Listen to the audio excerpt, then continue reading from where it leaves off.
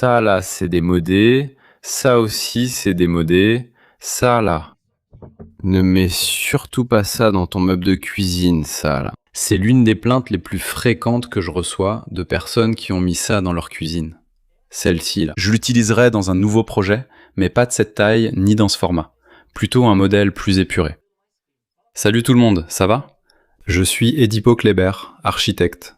Et cette vidéo est la deuxième partie de celle que j'avais publiée précédemment où je vous montrais. Si je devais concevoir votre cuisine, un nouveau projet, si vous m'engagiez pour cela. Il y a des éléments ici que je n'utiliserai pas dans un nouveau projet, et il y a d'autres choses que je garderai dans le projet de cette cuisine. Et c'est ce dont je vais te parler maintenant. Quelques éléments manquaient dans la vidéo précédente, je les complète ici. J'aimerais ton avis. Que changerais-tu dans cette cuisine? Ou qu'est-ce que tu garderais dans la décoration de cette cuisine ici, pour la rénovation d'une nouvelle cuisine, d'une nouvelle décoration pour l'année prochaine? La première chose que tu dois comprendre et savoir, c'est ce qui ne doit pas arriver lors de la rénovation de ta cuisine, d'accord? Tu as un salon, voilà le salon, ici c'est la cuisine, et on a une séparation des espaces, même si ta cuisine est intégrée à ton salon. Ici, on a du revêtement de sol, ici on a du vinyle, et de ce côté, on a du carrelage en grès cérame, d'accord? Donc ici, on a deux types de revêtement de sol. Pourquoi tu mettrais cette énorme barre de seuil? Ici, à la jonction entre ce sol et le carrelage en grès cérame, ça n'existe pas. Ne mets pas cette énorme barre de seuil ici. Cette largeur de 10, 12, 14 cm de seuil juste pour séparer un sol de l'autre. D'accord? Au maximum, tu utiliseras un profilé en aluminium très fin qui fait à peu près la largeur d'un joint, donc au maximum 5 mm, pour faire cette séparation.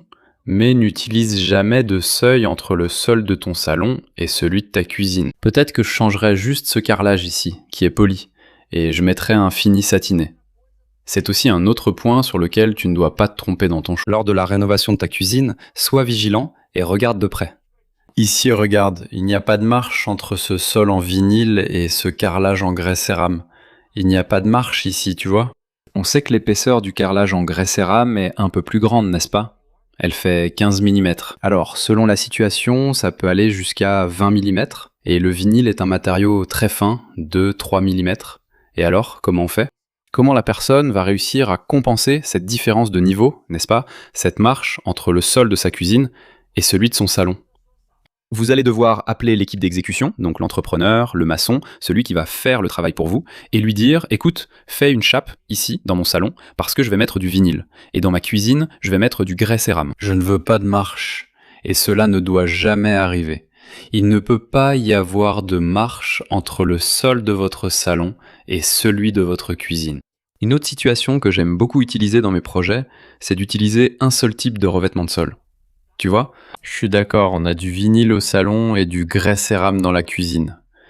Je mettrais peut-être du grès cérame partout. Ou je garderais le vinyle. Là aussi, selon la situation, selon le choix du client, je garderai cette configuration ou je garderai un seul type de sol. C'est tout. Regarde un autre élément de décoration ici, que je ne recommande plus vraiment d'utiliser dans ta cuisine. Et là, il y a deux éléments ensemble. Ici, regarde, le comptoir plus haut dans ta cuisine, on a le plan de travail avec la plaque de cuisson. Et on a un comptoir plus haut ici. Je veux déjà en parler. Quel est l'autre élément qui est combiné ici? Regarde, les suspensions ici dans la cuisine. Ce petit modèle est même léger, discret, un modèle très épuré ici, assorti à l'aluminium brossé de la hotte et tout le reste. Mais moi, je n'utiliserai pas ce comptoir haut ici, tu vois. Dis-moi, quel est l'intérêt d'utiliser un comptoir haut dans ta cuisine, sans aucun but? Alors, tu vas mettre tes tabourets hauts ici, tu vois, pour prendre un encart rapide, un déjeuner rapide, d'accord? Si tu as l'habitude de prendre un encart rapide ici, sur ton comptoir, ok? Je suis d'accord et j'approuve, je le ferai aussi dans le projet. Mais si tu l'as fait juste parce que tu l'as vu ailleurs ou trouvé joli, etc., quel est l'intérêt d'utiliser un comptoir haut? Pourquoi ne pas mettre ici, au même niveau que le plan de travail, de la plaque de cuisson, à 90 cm? Ici, c'est 1,10 m ou 15. Pourquoi ne pas garder cette hauteur? Il y a une autre situation où je suis d'accord avec toi. Si tu me dis que tu veux garder le comptoir haut, c'est ça ici, regarde. Il y a la table à manger juste à côté, tu vois? La table à manger est juste ici, la plaque de cuisson est juste là, Donc elles sont là, l'une à côté de l'autre, avec ce comptoir ici. Théoriquement, il sert de protection pour tout ce qui est en train de cuire ici. Préparation des aliments pour la table à manger. Donc dans cette situation aussi, je suis d'accord avec toi. Donc avoir un comptoir plus haut ici, c'est bien, c'est sympa. Maintenant, moi je le ferai pas. Moi, à mon avis, dans un nouveau projet, si tu m'engageais pour faire le projet de ta cuisine, je le ferai pas. Je serai ferme avec toi pour ne pas faire ce nouveau comptoir ici. Je ne pense pas que ce sera fonctionnel. Je pense que tu ne vas pas vraiment l'utiliser au quotidien, pour prendre un encas rapide. Justement parce que ta table est juste à côté ici. Regarde, ta table à manger est là, juste à côté, d'accord? Le petit déjeuner, le dîner, tout est là à côté, alors pourquoi faire ça? Investir plus, dépenser plus, ajouter un détail en plus ici sur le plan de travail de ta plaque de cuisson, alors que ça ne va servir à rien les gars, c'est ça, d'accord? Je veux déjà entendre ton avis, alors laisse-moi un commentaire ici, d'accord? Laisse ton commentaire ici en bas, dis-moi si tu es d'accord avec moi ou pas sur ce dont je te parle ici, d'accord? Je te montre quelques situations ici, je veux entendre ton avis, t'es d'accord avec moi? Est-ce que tu garderais ou non le projet de ta nouvelle cuisine? D'accord? Si tu as déjà fait ta cuisine, si elle est bien, si elle te plaît, il n'y a aucun problème. Mais si tu devais la rénover, faire un nouveau projet, est-ce que tu changerais ces choses que je te montre ici? Commente, je veux connaître ton avis. J'en profite aussi pour te demander de t'abonner à notre chaîne si c'est pas déjà fait, d'accord? Je te propose toujours des vidéos de conseils, de repères et de suggestions pour que tu ne te trompes pas dans la décoration de ta maison. Et celle-ci est une vidéo de plus avec cet objectif, d'accord? Alors, abonne-toi, aime, laisse un j'aime sur cette vidéo, et n'oublie pas de commenter à propos de ces suggestions dont je te parle ici. Maintenant, je veux te parler de ça. Ici, regarde, ces carreaux, cette bande décorative, placée au milieu du mur, ici, disons comme ça me semble... En fait, il manquait du grès cérame, alors on a décidé de mettre, tu vois, cette mosaïque, cette bande ici au milieu, pour compenser le manque de carrelage en porcelaine. Ça, tu vois, c'est plus courant dans la décoration de nos jours, et je vais t'expliquer pourquoi. D'accord, d'abord, je vais même pas parler spécifiquement de la mosaïque, dont je vais parler dans un instant, mais je vais parler de la bande décorative. Quel est l'objectif d'avoir ça ici sur ton mur? Aucun, il n'y a aucun objectif. Avoir une bande décorative, ça casse le motif du grès cérame. Et ce carrelage en porcelaine, il est uni, c'est un modèle lisse, il n'a aucun motif. Maintenant, imagine si tu as du calacata, du grès cérame ici, avec de belles veines, tu commences d'ici vers le haut, d'ici vers le bas. Quel est le but de ça? Aucun. Donc ça, tu dois être d'accord avec moi, c'est démodé. Ne fais pas cette décoration dans ta cuisine, dans ta salle de bain, dans ton cellier, dans ta buanderie. Mettre une bande décorative pour séparer ton revêtement d'ici en bas et d'ici en haut. Maintenant, si je vous ai parlé de la bande décorative, regardez la quantité de motifs répétitifs qu'on a ici sur cette mosaïque. Sur le mur, ici dans la cuisine. Donc c'est pas seulement une bande, la bande décorative, elle est déjà plus très courante, et c'est aussi démodé. Soyons clairs les gars, soyons réalistes, parlons franchement, ça ici c'est plus très courant de nos jours. Un nouveau projet d'architecture, de décoration, d'intérieur. Quel architecte ou designer vous dirait d'utiliser ça ici? À mon avis, il fait quelque chose de totalement inapproprié. D'accord? À moins que vous y teniez vraiment, vous êtes le client, vous m'avez engagé, donc seulement si vous insistez, non, je le veux, point final. Dans ce cas, on garde la mosaïque. Mais l'idée, c'est de faire quoi? L'idée, c'est d'avoir un revêtement ici, par exemple, un grès cérame plus lisse, avec des motifs plus doux, d'accord? Regarde, ça ici, ça se répète beaucoup, ça devient fatigant pour tes yeux. Sans compter que... Fais attention à ce que je vais te dire maintenant. Tout ça ici, regarde, c'est du joint. Tu vois ces petits carrés ici? Tout ça, c'est du joint, regarde. Il y en a sur tout ce mur. Imagine-toi utiliser chaque jour ton évier et ton plan de travail ici. Tu salis, tu incrustes de la saleté, de la graisse, bref, toutes sortes de choses, et ça devient de plus en plus sale. Si tu avais une grande pièce de 60 par 1,20 m par exemple, elle irait jusqu'ici. Ou alors tu pourrais faire un calpinage pour en mettre une au milieu. Ici, tu laisses le joint, et là, c'est fini, le joint dans ta cuisine, d'accord? Dans d'autres situations, il y a même la crédence qui monte entière ici, tu vois, sans avoir besoin de revêtement derrière. Mais l'idée, c'est de pas utiliser de mosaïque sur le mur de ton évier, c'est de ça que je parle, de l'évier. Et il y a des gens qui mettent encore cette décoration ici, Ce revêtement sur le mur de la plaque de cuisson, là où tu vas cuisiner, faire cuire des aliments, avec la graisse, la vapeur et tout le reste. Et sur ce mur, imagine la saleté qui va s'accumuler avec le temps. Donc ça aussi, tu vois, c'est démodé. Maintenant, je suis sûr que 99% d'entre vous qui regardez cette vidéo vont être d'accord avec moi. Ça ici, tu vois, ne mettez jamais ça dans le projet de menuiserie de votre armoire de cuisine. Pourquoi je dis jamais? Comme je l'ai dit, 99% vont être d'accord avec moi. Parce que mettre un miroir, je vais même pas parler de la couleur du miroir, mais mettre un miroir sur ces portes des meubles hauts ici, de votre meuble, ça c'est même pas une question de mode, je peux même pas qualifier ça de démodé, d'accord? Mais ça, c'est pas fonctionnel en fait. Ce qui n'est pas fonctionnel, c'est ça ici, regarde. Quel que soit l'aliment préparé sur la cuisinière, s'il est proche, et dans certains projets, la plaque est juste en dessous ici, tu vois?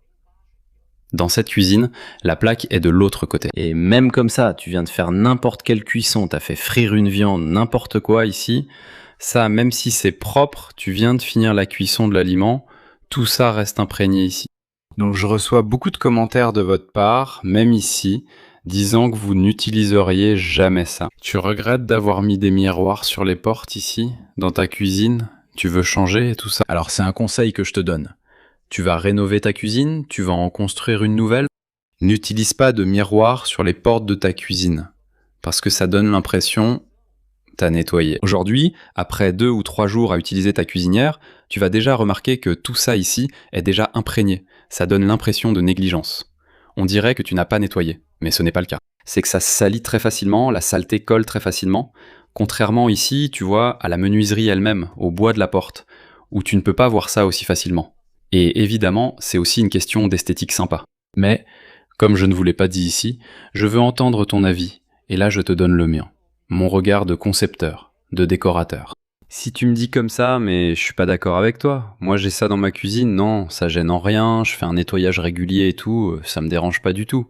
Ici, ça rend bien, c'est sympa, c'est pour ça que je veux entendre ton avis. Tu garderais des miroirs sur les portes des meubles de ta cuisine ou pas? Commentez là-dessus. Regardez une autre situation. Ici, je reçois des commentaires disant que des gens regrettent d'en avoir mis dans leur cuisine. C'est celui-ci. Une poignée en aluminium sur toute la longueur de la porte. Parfois, une petite poignée simple, c'est quelque chose de plus léger, plus épuré. Juste ici au milieu, ça rendrait bien. Parfois, une poignée à 45 degrés. Ici, directement dans le bois, dans la porte elle-même. Ici, ce serait intéressant aussi. Une autre ici sur le côté, encastrée, faite dans la porte elle-même. Ce serait aussi sympa. Maintenant, ça ici, c'est vraiment le champion des plaintes, des commentaires que je reçois aussi de votre part. Parce que ça se salit beaucoup, ça accumule beaucoup de saleté. Tout d'abord, il peut même être fonctionnel, je suis d'accord. Parce que vous mettez la main ici, vous tirez, ça sort et tout ça.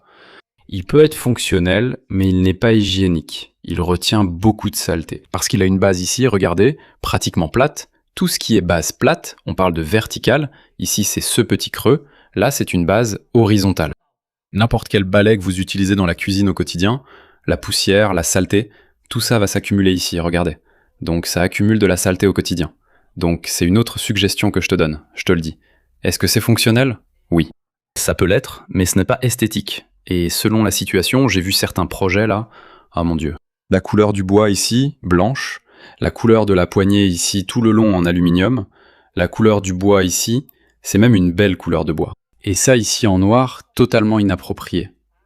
La combinaison de couleurs ici, elle est même plutôt discrète. Le bois est déjà un peu moyen à foncé. Ici, on a aussi un type d'aluminium, moyen à foncé. La couleur est même assortie. Mais la fonctionnalité d'utiliser ça ici, regarde, fais attention. Regarde tout ce que tu perds en esthétique sur la façade de ton tiroir. Avec une poignée en aluminium fine comme celle-ci, si tu avais une belle façade de meubles sur mesure avec juste une petite poignée au centre, ce ne serait pas plus joli et intéressant. Donc c'est une autre situation aussi dont beaucoup de gens se plaignent au quotidien, c'est d'utiliser cette poignée ici pour mettre sur l'armoire de leur cuisine. Maintenant, regarde une autre situation, ici aussi, qui a déjà suscité beaucoup d'opinions différentes ici sur la chaîne, c'est le robinet semi-professionnel, sur le plan de travail de ton évier. Es-tu de ceux qui pensent que ce truc-là, c'est encombrant? J'ai reçu de nombreux commentaires de ce type. Pour moi, c'est encombrant, trop grand, ça ne marche pas, etc. J'ai aussi eu beaucoup de retours de votre part à ce sujet. Non, moi j'en ai un ici, pour moi ça marche bien, c'est cool, c'est joli, c'est sympa. Moi, si vous me demandez mon avis, je n'aime pas utiliser ça dans un nouveau projet. Ce modèle de robinet, regarde sa taille. Il est déjà pratiquement sous le meuble, presque sous l'évier. Regarde la taille de ce robinet. C'est la première raison, elle est très grande. Deuxièmement, il y a des matériaux de robinet semi-professionnels qui rouillent facilement. Cet arc ici, ces anneaux, ces jonctions ici, donc c'est une autre raison aussi si tu ne l'achètes pas de bonne qualité. Troisième raison, c'est qu'elle devient instable, surtout ici. Regarde bien de près. Quand elle est fixée directement sur la cuve, elle devient instable. Tu vois ici, on dirait que ça va se détacher, que c'est déjà détaché. Quand c'est fixé sur la pierre, c'est solide. Mais sur la cuve, comme ça paraît moins sûr. Tu vas devoir faire une adaptation, il faut demander au personnel de la marbrerie de faire une adaptation ici sous la cuve pour qu'elle soit bien fixée. Donc c'est une autre raison aussi pour laquelle je ne choisirais pas un robinet semi-professionnel pour l'évier de ta cuisine. Il peut être fonctionnel. Oui, il est fonctionnel. Mais esthétiquement, pour ta cuisine, ce n'est pas très joli. Et je vous ai déjà montré ici sur la chaîne d'autres modèles de robinets que j'aime utiliser dans mes projets. D'ailleurs, tous les éléments de cette cuisine dont on parle ici, que l'on changerait ou non, ou que je garde dans mes projets, se trouvent ci-dessous, dans la description. Par exemple, Edipo. Quel modèle de robinet recommandes-tu pour la cuisine? Il y a le lien d'achat juste en dessous, d'accord? Edipo Kleber. Dis-moi quel est le modèle d'évier. Celui-ci est apposé. Dis-le-moi. Le modèle que tu préfères encastrer est indiqué ci-dessous dans la description. Edipo Kleber, indique-moi la plaque de cuisson à installer. Tout est en bas. Dans la description de cette vidéo, tous les éléments que vous avez vus avec moi dans la vidéo précédente et que vous voyez ici maintenant, que je n'utiliserai pas ou que je garderai dans cette cuisine, sont juste en dessous dans la description. Donc ça aussi, c'est une situation où je n'utiliserai pas ça dans un nouveau projet, d'accord? Mais je veux entendre ton avis. Tu as ce type de robinet dans ta cuisine? Ça marche pour toi? C'est bien? Tu n'en as pas? Non? Tu n'utiliserais jamais ce modèle de robinet ici? Ou alors tu l'as et tu veux changer, tu en as marre, tu t'es lassé de la déco de ta cuisine? D'accord alors les gars? Donc ici c'était une autre vidéo, la partie 2 de cette cuisine, avec certains éléments qui étaient parfois passés inaperçus dans la précédente. Qu'est-ce qu'on a fait dans cette cuisine ici? Ce que je garderais dans cette cuisine et ce que je changerais dans la déco de cette cuisine. J'aimerais avoir ton avis, d'accord? Je veux ton avis. Que garderais-tu dans cette cuisine que je t'ai montrée? Si tu n'as pas vu la première vidéo, va sur la chaîne la regarder. Elle est sympa aussi. Que changerais-tu? Que garderais-tu? Edipo Kleber, garde ça, je veux, j'aime, j'ai ça chez moi. Edipo Kleber, ça ne marche pas, d'accord? Donne ton avis dans les commentaires ci-dessous. Très cool, et pour finir cette vidéo en beauté, ce qui manquait aussi dans l'autre vidéo, montre ici en haut. On a un éclairage en blanc froid, il y a même un petit spot grillé ici, regarde. On a un éclairage encastré en blanc froid, d'accord? On a deux plafonniers ici, regarde, encastrés. 20 par 24-20, 24 watts. Et on a quelques petits spots ici qui montrent cet éclairage. En blanc froid, toujours un éclairage de cuisine, blanc froid ou blanc. Et dans une cuisine, jamais de blanc chaud. C'est mon avis, d'accord? Mais j'aimerais aussi entendre le vôtre. Si tu mettais un profilé à la place des spots, super, ça serait sympa aussi. Mais pour la cuisine, tu dois avoir un éclairage principal, qui dans ce cas sont ces deux plafonniers ici, et un éclairage secondaire, qui peut être les petits spots. Ou ça peut aussi être un profilé LED en forme de L, ici aussi, ce qui donne un bon éclairage, et aussi ici, regarde, en bas, si tu voulais mettre une petite bande LED ici en dessous aussi, regarde, ça marcherait très bien pour éclairer ce plan de travail de l'évier ici, et pour finir ici aussi. Comment s'appelle ce plan de travail dont vous deviez me parler dans la dernière vidéo ici? Alors, comment s'appelle ce plan de travail? Certains ont dit beige, ils n'ont pas dit vert ou batouba, je m'en souviens, vert ou batouba, mais ce n'est pas celui-ci, je vais vous dire maintenant, celui-ci, c'est le granit marron impérial. D'accord? Le modèle de cette pierre ici, c'est le granit marron impérial. Il y a eu beaucoup de commentaires disant vert ou batouba, peut-être à cause de la teinte, de l'éclairage ou de la vidéo aussi. Mais celui-ci, c'est le marron impérial. Alors, tu as aimé? Tu as apprécié cette vidéo? Tu veux plus de vidéos comme celle-ci? Des gens qui analysent des situations du quotidien, des idées déco pour la maison? Laisse-moi un commentaire pour éviter de te tromper. Abonne-toi, like et commente. Qu'as-tu pensé de cette critique? Ici, dans cette cuisine, je t'embrasse et à la prochaine vidéo, sous-titrée par Philippe S.